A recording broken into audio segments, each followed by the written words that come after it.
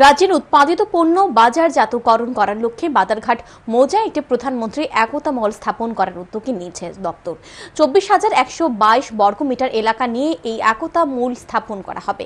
তাতে প্রায় 150 কোটি টাকা ব্যয় করা হবে। শুক্রবার মহাকরণে সাংবাদিক সম্মেলনে এই কথা জানান শিল্প ও বাণিজ্য মন্ত্রী শান্তনা চাকমা। শুক্রবার মহাকরণে সাংবাদিক সম্মেলন করেন শিল্প ও বাণিজ্য মন্ত্রী শান্তনা চাকমা। সঙ্গে ছিলেন শিল্প দপ্তরের অধিকর্তা বিশ্বশ্রী বি। মন্ত্রী এদিন বলেন, প্রধানমন্ত্রী একতা মল স্থাপন করা হলে রাজ্যের উৎপাদিত পণ্য শুধু ত্রিপুরার মধ্যে সীমাবদ্ধ থাকবে না, সমগ্র দেশের সঙ্গে যুক্ত হবে।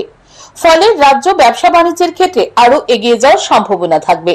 সাংবাদিক সম্মেলনে মন্ত্রী আরো জানান, শিল্পের প্রসারের মাধ্যমে রাজ্যের যুবক যুবতীদের আর্থিকভাবে স্বনির্ভর করার লক্ষ্যে শিল্প বাণিজ্য দপ্তর বহুমুখী কর্মসূচি গ্রহণ করে কাজ করছে।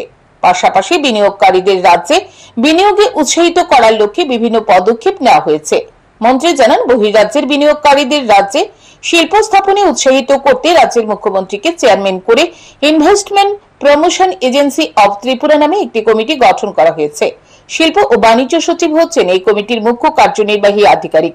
সাংবাদিক সম্মেলনে মন্ত্রী শিল্প ক্ষেত্রের বিভিন্ন তথ্য তুলে ধরেন।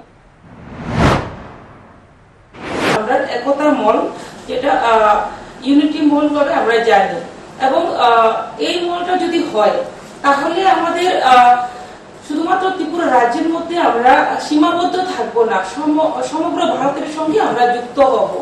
কেননা এই মলটি যদি হয় যে আমাদের ব্যবসার ক্ষেত্রে, বিজনেসের ক্ষেত্রে আমরা এগিয়ে যেতে।